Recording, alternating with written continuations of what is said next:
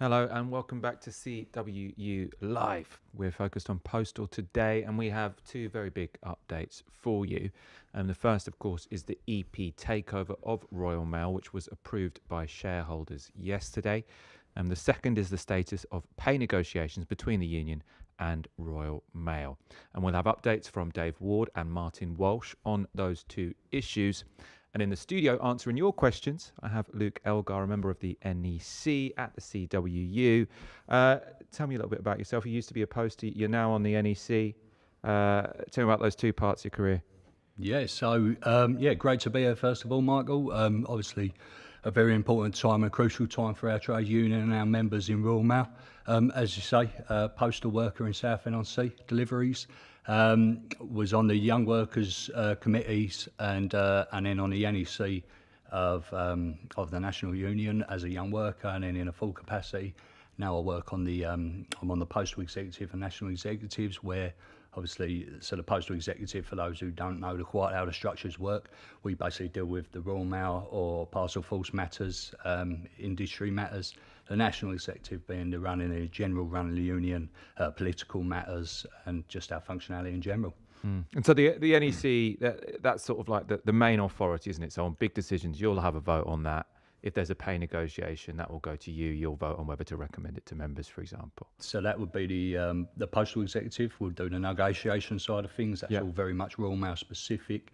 National executive will be, general, as I say, general run of the union, how we operate our structures and so on and so forth. And that's a big thing that's being discussed right now. Yeah, great, really useful. Let's start on the EP Group takeover. So, as I said, that was approved yesterday by Royal Mail shareholders, 80% of whom voted in favour of the £3.6 billion deal. And let's start this section with an update from CWU General Secretary Dave Ward.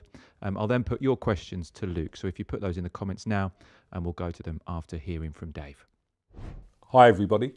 You would have probably seen yesterday that EP Group completed the takeover of IDS and Royal Mail, with over 80% of shareholders voting to accept the offered document. We understand that this is a pivotal moment in the history of Royal Mail, and we also understand that there will be legitimate concerns amongst our members and the public as to what the future holds. However, as we have said on numerous occasions over the last year, there are a few points that need to be remembered here as to the context and background to this sale. Firstly, we believe the biggest threat to the future is to continue with the status quo. All of our members have seen over the last couple of years that what the current board have done to Royal Mail is to destroy the service, demoralise workforce, attack the workforce, and they have no ambition for the future. They have no ambition to grow the business, and it really is time to make sure that we don't continue with the current board or the status quo. Secondly, and most importantly, we've reached a comprehensive agreement with EP, which we sent out to our reps and branches back in December. It really couldn't be any more different when you read that agreement to what you're seeing happen at the moment. So we do have confidence that the agreement we've reached with EP is the best opportunity for us to turn around the fortunes of the company and improve the jobs, morale and terms and conditions of our members. The agreement restores the legal protections, so it gives us very strong guarantees over the future of job security. It sets out the direction of the company, which means that we're still going to be a Royal Mail that offers social value to the country and gives us a real opportunity to grow the business, as I said earlier on, with the union and workers having a greater say at every level, including in your own workplace. So that agreement needs to be seen properly, needs to be understood by our members, and that agreement will be launched in the next 3 or 4 weeks, and you're going to hear more from us and also more from the new owners of the business.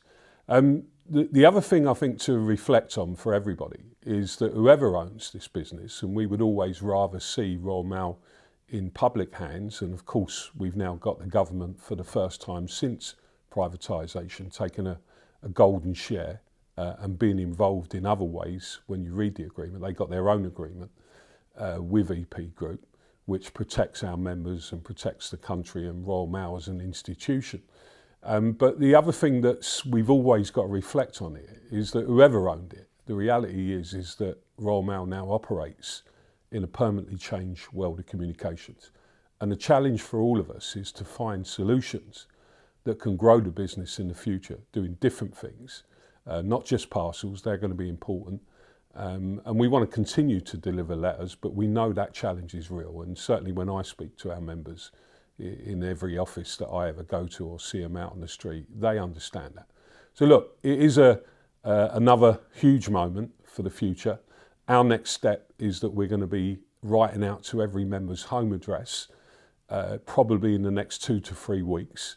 And you will then have an opportunity to see the agreement in full. And we believe that with our reps and our members, this is a moment to engage, to create a fresh start, and it's the best opportunity we got to build a different future in Royal Mail. Thanks very much.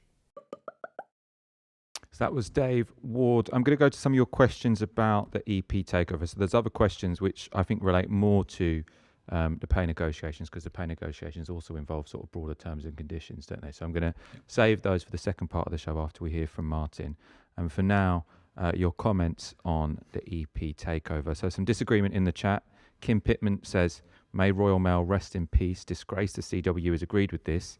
But Ken Howard said the union didn't have anything to do with privatisation or the selling to this new owner. And there were some more people with sort of similar statements. So Vince Fernall, the union haven't agreed anything. They didn't have a choice. But I will say this lot can't be any worse than the idiots we have in charge at the moment. So sort of disagreement there about the EP takeover. So some questions, though, as well as those comments. So Jazz says, first class mail is being done every 3 or 4 days at the moment. Why are the managers in charge of cancelling all these deliveries still in office? Does it matter who the owner is? So I suppose question there being, if people are, disappointed or upset or think that their sort of regional managers aren't doing a very good job, will a change of ownership of the organisation, from the very top, how will that affect sort of middle managers, I suppose? Yeah, so look, on the first points that you touched on already around the CW accepting this takeover, look, I think it's important to put that into some sort of context, because the privatisation took place, I think it was 2012 under the Osborne, the Cameron and Nick Clegg government, and look, we were fiercely against that. But what they'd done is took it out of public hands, put it into privatisation, and since then, it hasn't been British owned. It's been owned, and I think before this takeover took place, only 11% of the investors or shareholders were British. Other countries, be American, French, a big chunk of it being Daniel Kotensky, who's obviously bought out the rest of the shares. So look, there's obviously that context, and look, we'll share that agreement. We'd never wanted it privatised. We don't believe it's the best place in foreign hands. But equally, look, some of the comments you raised, resonate. The board that were in charge for the last 2 years, who oversaw a massive dispute of that sort, could they be trusted? We don't believe they could. We don't believe they've acted honourably. They sacked hundreds of our reps, myself included, and you've got to ask a board like that, is their intentions to ever work properly with a trade union? And I think we were starting to find it very, very difficult to move on from the dispute continually. So is Daniel Kotensky going to be any different? That's the golden question, isn't it? We believe that he is a man who recognises at this stage that he has to work with the trade union to be successful, has to bring employees on board. Look, proof will be on the bit of pudding, and we'll obviously be holding him massively accountable to ensure that's the case. That's why it was so important that we got an agreement before we, before we moved into his potentially taking over, and we secured a number of agreements that we believe are massive safeguards covering everything I think you would expect the CW to be focused on. So, look, there's that. In terms of change, particularly as the question pointed out around quality of service, look, I believe under USO change, there is going to be a lot more scrutiny from Ofcom, which we would welcome in terms of delivering quality of service. I think, we're getting into some of the debates that took place on previous episodes with the Outdoor Secretary, Tony Booch, on USO change. But equally, we believe that if you don't resource this properly, the model will collapse, and that won't be supported or won't be an operating model going forward. So it needs to work from the get-go, and equally, we would be focused, and you're talking about top-heavy with management. I think we all see that. We see, the numbers of managers they have, particularly on USO change. We see it as we interface with them. But equally, our focus is making sure that they have enough staff on the floor. That's what's going to deliver quality of service, and that's what's going to matter for our members going forward, that they're not under as much pressure because there's enough people, enough bums on seats to do the job. You mentioned the management there. I've got a couple of questions on that. So John Knox says, will you be informing EP Group that the business is too top heavy with management? And Paul Hunter says, can EP please review woeful performance of delivery office managers? They are a disgrace and a massive waste of money currently. Your thoughts on that?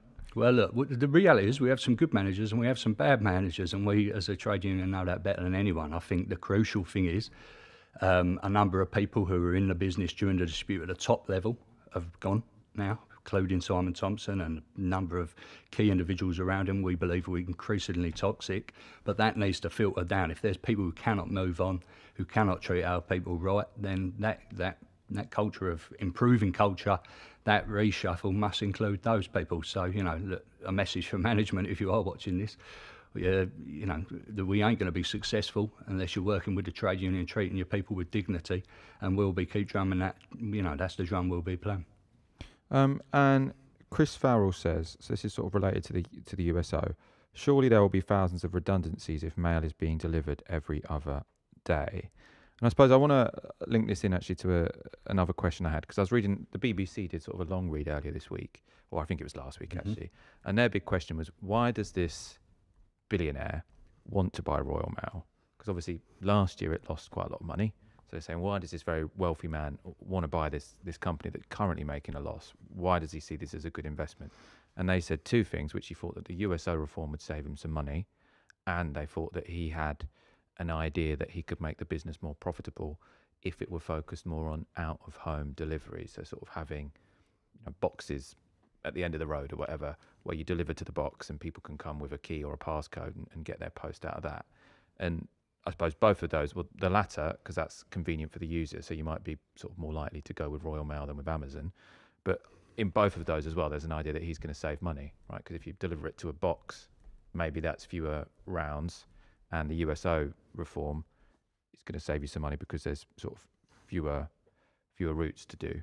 So how should people think about this guy's motives? Because I suppose the big fear is he gets in there, he's like, well, I make this a profitable business by massively cutting costs. Massively cutting costs means getting rid of people. Yeah, so obviously, look, we've just touched on USO change before for a number of, we've been very loud on this, communicating it for a long time now. In terms of redundancy, we anticipate there will be a headcount reduction, but none of that will be through compulsory redundancy. That's the agreement, and that is built in, and we'll hang on to that. We'll fight that tooth and nail. And equally, look, I think the reality in terms of headcount reduction is most people who have struggling deliveries at the moment will recognise that there is not enough bums and seats. I've touched on it already at the moment. So reducing that, it just only reduces it so far, doesn't it, until you get to the proper working quality of service. So we're touching on that as well. And then there's there is a reality which we don't like, which is attrition. We're trying to deal with that through improving terms and conditions, by improving the workload expectation. But at the moment, people aren't staying in the business as long as they should. Royal Mail looking at and say that will impact on the job reductions. And equally, there's a number of people who are looking for VR. And as Martin touched it, Dave touched on, is that we're looking to improve the VR terms so they go on a better package. On to Daniel Kretinsky, why is he buying the company? Obviously USO reform will improve the company's finances, given the losses that it's making. That's why we've obviously been in negotiations on this. The company can't continue to be loss-making. But in one respect, look, we welcome that he wants to grow the company with new products and services. We've got ideas on that. We've touched on that, and we've put forward things that we believe will grow the company. And at the end of the day, look, we welcome the vision that he's looking to expand And let's be honest, the world isn't changing away from internet shopping and so on and so forth. There is going to be people ordering parcels and buying online, and communications will go on. So, the idea that Royal Mail is simply a basket case, I suspect some of the previous owners have run out of ideas, may have pumped that idea, but we don't believe it is so. I think our members see the amount of workloads that they see coming through the offices and believe that will grow. Because is the industry, there's one line that's going down and one line that's going up. So letters delivery, massively down. That obviously creates a huge challenge for the industry, because that was the old business model, was on letters, but parcels sort of going up just as steeply. So yeah, it is clearly a business with a future if you're a little bit creative. Yeah. Hopefully that's this guy's plan, is to be a bit creative as opposed to...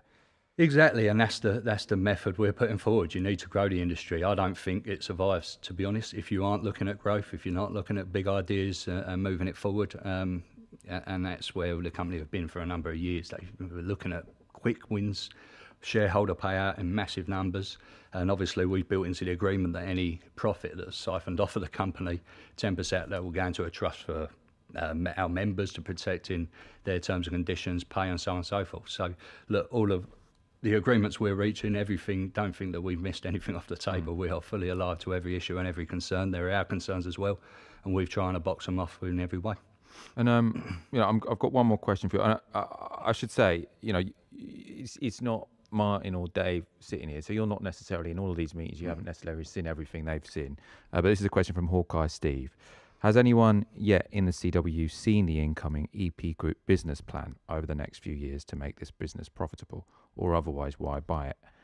I'm not sure if, as I say, I don't think you'd have been in that room anyway, but are you aware that sort of a business plan has been sort of shown, where sort of Kretinsky says, this is my plan, here's how I'm going to make it profitable, this is, a blueprint of what's going to happen over the next 5 years? So look, as it stands, our understanding is the only business plan in play at the moment is the USO reform. Yeah. Obviously, we've touched on his vision of locker banks. We haven't been shared with any detail what his major strategy is on that. Royal Mail already running away with that and looking to expand in parcel lockers and out-of-home delivery and so on and so forth. So it's not a new concept. It is live now, and we're negotiating on it live now. He obviously wants to expand that. So those are the two big players that his vision incorporates, and he obviously, has faith in it. He also believes that linking in with other companies and tying in with things can compete with some of the largest logistic companies across Europe. Look, we would welcome that. What Royal Mail obviously done previously was to separate the profits of GLS and Royal Mail and essentially leave Royal Mail to wither on the vine. And we would hope, now that brings that together, there will be growth opportunities in both, and one will support the other. And also, I suppose the point about the USO is important, isn't it? Because that is an issue where you really do have influence, right? Because on some of the, obviously the problem with it being privatized is that there isn't democratic control of the business. It's a privately owned business to some degree. He's got a lot of leeway, but with the USO, that's a decision made by the government. It's a Labour government. You should have some impact there, and you've got a big role in negotiations, as I understand it. Yeah, so we've strongly played our involvement in USO change. Look, we recognise the need to change, but we've said all along this needs to be change that works, that delivers quality of service, that delivers achievable workloads for our members. And obviously, Labour Party, we have ties with them and historically have. So, whilst there's, we're not there to defend anything government do, we do use that. Them links historically, they were at the end of the day formed by trade unions, and we use that to the best of our ability to influence any negotiations and obviously to put pressure on Ofcom to deliver the right kind of change. I know that USO change has happened right across Europe, with us and I think Malta being the only ones still doing 6-day service.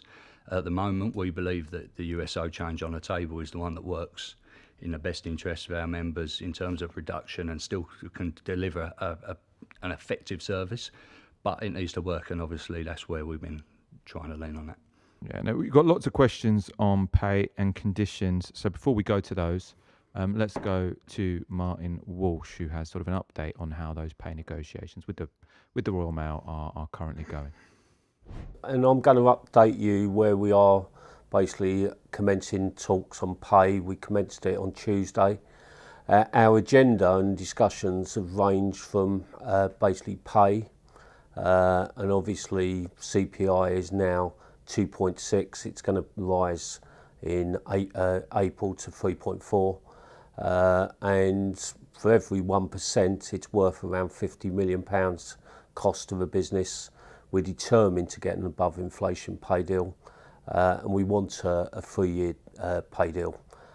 So that's one part of it. And then we're looking at equalising new entrants' pay terms and conditions. So 20,000 new entrants, they're not all on full time, but we want to reach an equalisation point over 3 stages, with the first step being within 3 months of a takeover. So those discussions have started.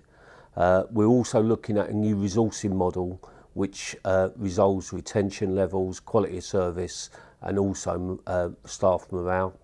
That includes reducing reliance on agency working, and what we're doing there is trying to create more Royal Mail jobs. There's 7,500 full-time equivalent agency, and we want to switch them off, make sure part-time to full-time opportunities are there, and also to increase overtime and SA rates by using the agency costs to do that. And we're in discussions around that issue. We're also in discussions around a new incentive scheme, which is based on your local unit, where there's a real opportunity to earn extra bonus incentives on a monthly basis, with an additional lump sum at Christmas. Those discussions and pilots will take place within any agreement. And when we're looking at improving SSP pay, there's a commitment in the EP agreement which does that, and those talks have taken place over the last couple of days. And then we're looking at improved VR terms, and again we're looking at 1 year, removing the tapering, which exists for anyone over 64 and a half, and those discussions have taken place over the last 48 hours. We recommenced pay talks on Tuesday, and we're likely to be in talks all of next weekend up to Wednesday the 14th, where our aim is to reach a negotiated pay deal, along with Section 5, the other aspects to that.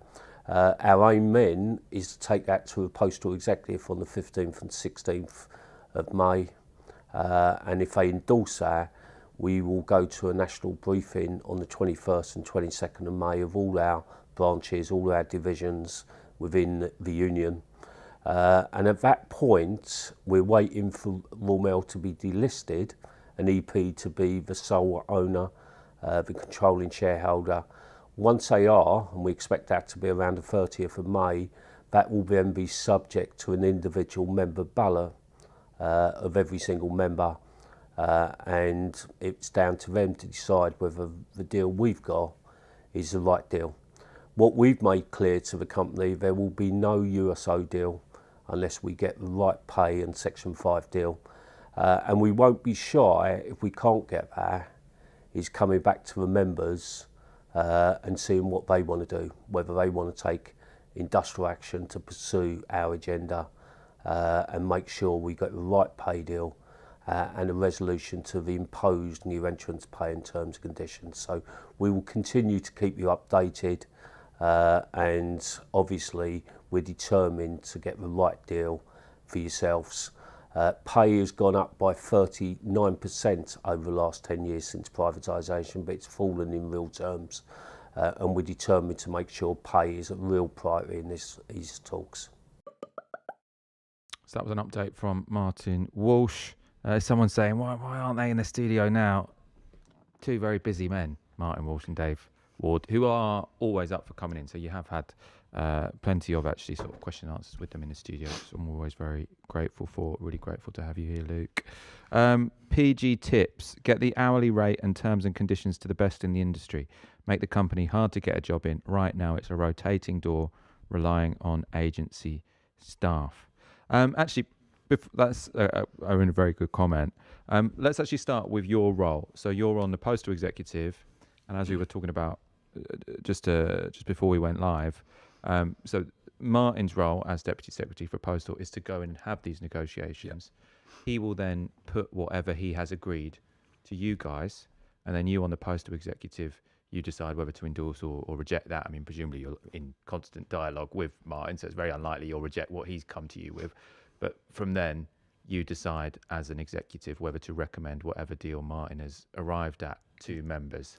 Yeah, that's it. So, so our role as an executive is to, amend policy that the officers bring to us. So it won't be just Martin Walsh in those negotiations; it'll be all the officers as well. And obviously, throughout negotiations, we're regularly updated on what's going this way, what's going that way, give our views on our direction. So Martin will know pretty well what we won't accept, and he will come to us with something. Obviously, I can't talk about what's being negotiated in terms of exact percentages and so on and so forth right now. That needs to be finalised and negotiated. It will come to the executive, and we will then decide if we believe it's fit to go to a ballot, at which point everyone will have a vote and a say on that.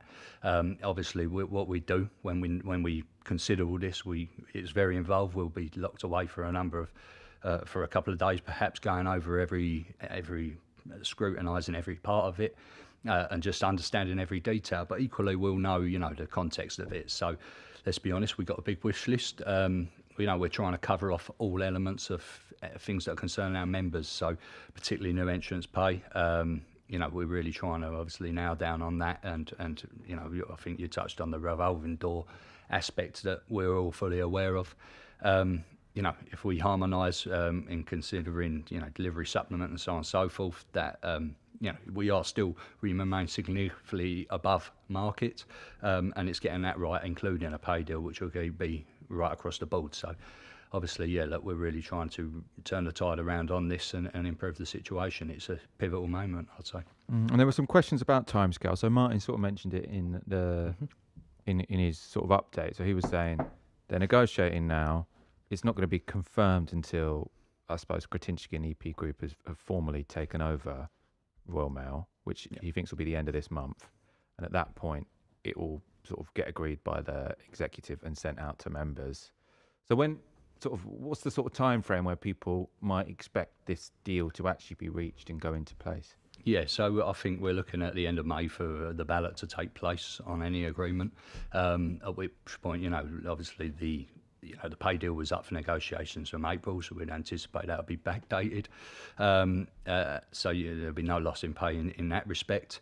We're looking at that sort of timeline for the ballot to go live, and obviously an EP Group need to be into place where it's off the stock market so that they can pay the payout as such has been agreed. But obviously negotiations are taking place right now. Yeah, because it'd be, I suppose the outgoing people can't sort of sign on the dotted line because they're leaving.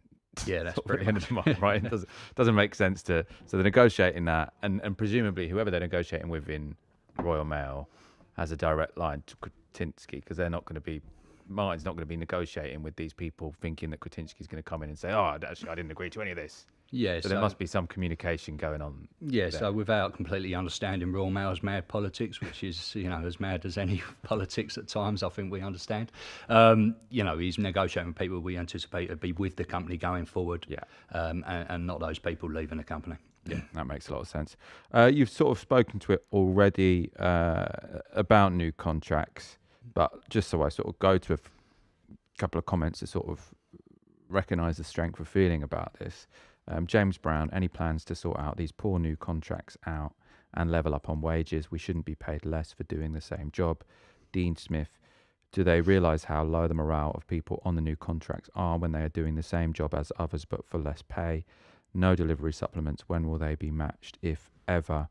A few more questions along those lines every week when I do these shows. If Royal Mail is the topic, new contracts are one of the things that is sort of the most disquiet about.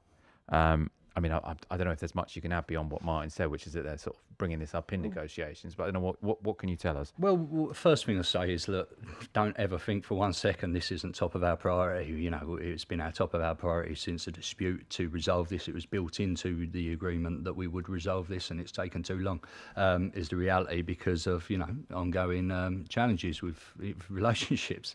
And now we're getting to the place where we are negotiating on that, and not a moment too soon. So when I go out to, look, we visit, I base myself in the south and I see when I'm not in headquarters or another office or travelling around the country and so on and so forth. I still work from Southend where I have an office, and I speak to the lads and ladies there.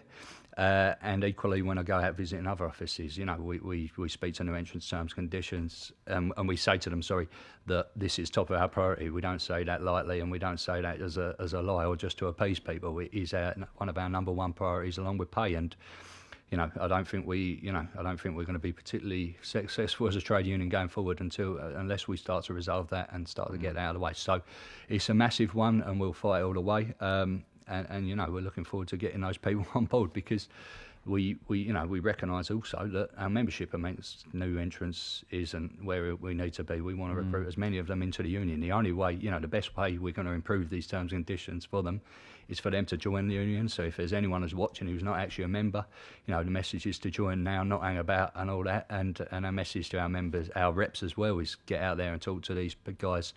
And equally, when we go out there, it isn't just the new entrants' terms and conditions that is the big issue. It's workplace issues as well. You know, joining in union is the local issues as well, and getting the benefits of a local rep who can sort out something in the locality. Star one, my delivery office hasn't employed any Royal Mail staff, only agency. Presumably that's for overtime, or what would be going on there? Right, so you look, we obviously, you know, we're not in a place where we want to accept that. If that's taking place, then, you know, we'll try and reduce that as possible. But I think the reality is, though, at the moment, the company are aware that they're reducing headcount, so we're going to have some friction in recruiting people on proper contracts, full-time, long-term, knowing that they're reducing headcounts. But what we you know, would say is equally, that shouldn't be taking place over lifting up someone's hours from part-time to full-time. It shouldn't be, you know, happening over the ability to transfer into another unit. So, you know, we will take that on. So just more on the new, so honest delivery. The new contracts are absolutely shocking. The contract should all be equalised, so everyone is doing the job equally, be that pay and hours. It needs to happen ASAP. Sort of someone suggesting, you know, why did the union agree to the new terms contracts in the first place? So my understanding is the union didn't. Right.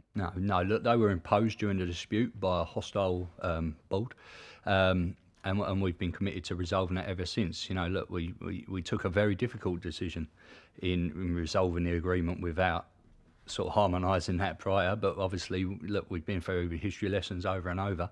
The company was in a dire state, and we you know, as an executive, having all that information when we decide to put the agreement to the members, which, let's remind everyone, was supported overwhelmingly. We knew that the situation of the company, it was the right thing to do at that time, and we was never going to go away until we resolved that. So, and this is what brings us to where we are today. Batgirl83 says, I can't afford to eat dinner at home. Have to go to mum's as rent and food is too expensive. And yes, I've lost loads of weight, overworked and underpaid.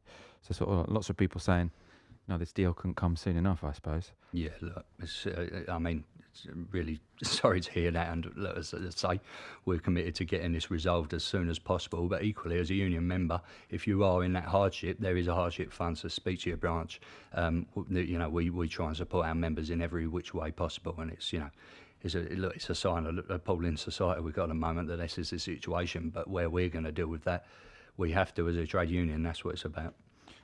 David Wilburn says, we are apparently not entitled to weekends off either and can be working a full weekend and not seeing our children. It's horrendous. Are there people working full weekends, Saturday and Sunday? So look, what we would ask is in our local offices, negotiate a package where, look, we understand that new entrants is built into their contracts to cover Sundays, but you know, where we've gone into there and negotiated in localities, we've got some rotation that evens it out a better balance in that respect. And equally, as if you know, in part of seniority, when you get to a point where you sign for a duty in a delivery office, you should be working that duty's schedule and not being pulled off a day to work a Sunday. That's not how it works. You should be signing for that duty when you get to it and into that. But equally, I think, you know, look, in negotiations, flexibility of new entrants' terms and conditions is a big one on the table. We need to, you know, being pushed pillar to post, whether it's into a different office or so on and so forth, is part of the reason we've got high attrition, and we need to get some balance and some fairness in that.